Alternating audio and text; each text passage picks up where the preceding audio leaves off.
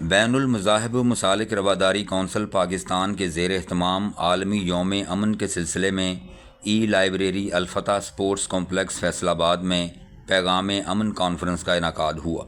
مرکزی chairman doctor سید افتخار حسین نقوی کی دعوت پر کانفرنس میں تمام مکاتب فکر کے جید علماء کرام،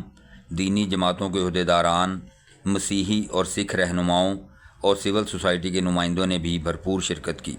سکھ کمیونٹی کی نامور سیاسی اور سماجی شخصیت سردار موہندر پال سنگھ نے کانفرنس میں بطور مہمان خصوصی شرکت کی۔ سردار موہندر پال سنگھ نے خطاب کرتے ہوئے کہا کہ مذاہب عالم کے درس محبت، امن، رواداری اور یکجہتی کو بروئے کار لا کر مل جل کر قیام امن کے لیے جدوجہد اور کاوشیں تیز کرنے کی ضرورت ہے۔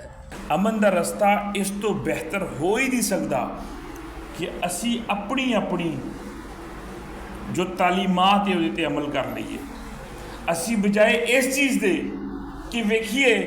کہ ڈاکٹر یونس صاحب، ڈاکٹر سلمان یونس صاحب دی کتاب چ کی غلطی ہے، اور سکھاں دی کتاب چ کی غلطی ہے، وہ مسلمانوں دی کتاب چ کی غلطی ہے، یہ لبن دی بجائے وہ اہل تشیعہ دی فلانی قائد چ کی غلطی ہے، وہ اہل حدیث دی فلانے قائد چ کی غلطی ہے، بجائے یہ ڈسکس کرن دے اسی اپنا آپ بہتر کریے کہ میں اپنی کتاب دے مطابق ہیں کہ نہیں، میں اپنی عقائد دے مطابق ہیں کہ نہیں۔ جے اسی او مان لئیے نا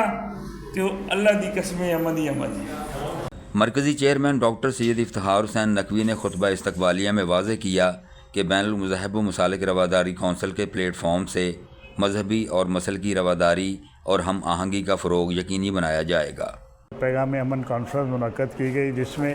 تمام مسالک و مذاہب کے جید افراد نے شرکت کی۔ علماء کرام اور مشائخ کی بڑی تعداد یہاں پہ موجود تھی۔ آج کی اس محفل کے مہمان خصوصی جناب سردار موہندر پال سنگھ جو خصوصی طور پر شرکت لائے تھے ننکانہ صاحب سے، اور سکھ برادری کے ایک بڑے نمایاں لیڈر ہیں، اور ہمیں خوشی ہے اس بات کی کہ انہوں نے بین المسالک و مذاہب رواداری کونسل جوائن کرنے کا اعلان کیا، اور ان کے ساتھیوں نے بھی اعلان کیا۔ تو میں یہ سمجھتا ہوں کہ جو پیغام ہم چند سال پہلے لے کے نکلے تھے امن کا، پیار کا، محبت اور رواداری کا، اب وہ پیغام جو ہے وہ جگہ جگہ پہ پھیل رہا ہے، اور یقیناً پاکستان میں امن کے لیے ہماری یہ ساری کاوشیں اور کوششیں ہیں، اور ہم سمجھتے ہیں کہ جب تک وطن عزیز میں امن نہیں ہوگا اس وقت تک وطن عزیز ترقی نہیں کر سکتا۔ پاکستان کی تمام مشکلات کا حل یہی ہے کہ ہم جس طرح 1947 میں ایک واحد قوم کی صورت میں تھے، ہمارے درمیان کوئی تقسیم نہ تھی، نہ کوئی فرقہ واریت تھی، نہ لسانیت تھی، نہ علاقائی تعصب تھا، نہ برادریزم تھا،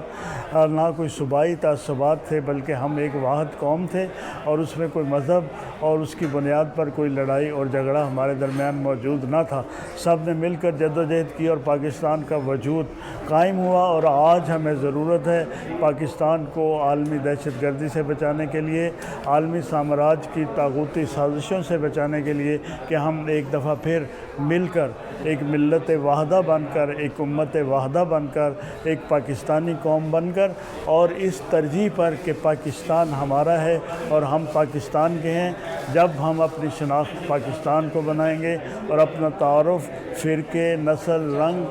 یا زبان کی بنیاد پر نہیں بلکہ پاکستان کے نام سے کروائیں گے، یقیناً وہ ایک عظیم دن ہوگا اور پاکستان دنیا کا ترقی یافتہ ملک قرار پائے گا۔ کانفرنس سے صوبائی چیئرمین پنجاب فرحت علی رانا، داعیے امن اتحاد امت اسلامیہ کے سربراہ علامہ مولانا محمد ریاض کھرل، مفتی مظفر اقبال، علامہ غلام اللہ، پیر صدیق الرحمن خالقی، مسیحی رہنما سلیمان یونس اور دیگر نے خطاب کرتے ہوئے پاکستان کے علاوہ فلسطین، کشمیر، غزہ اور دیگر اسلامی ممالک میں امت مسلمہ کی جانب سے قیام امن کے لیے جدوجہد جاری رکھنے کی ضرورت پر زور دیا۔ اس موقع پر بین المذاہب و مسالک رواداری کونسل کے نئے عہدیداروں کے نوٹیفیکیشن تقسیم کیے گئے اور مرکزی اور صوبائی کابینہ کے عہدیداروں کا اعلان بھی کیا گیا۔ محمد نسیم شاہ، N4 نیوز، فیصل آباد۔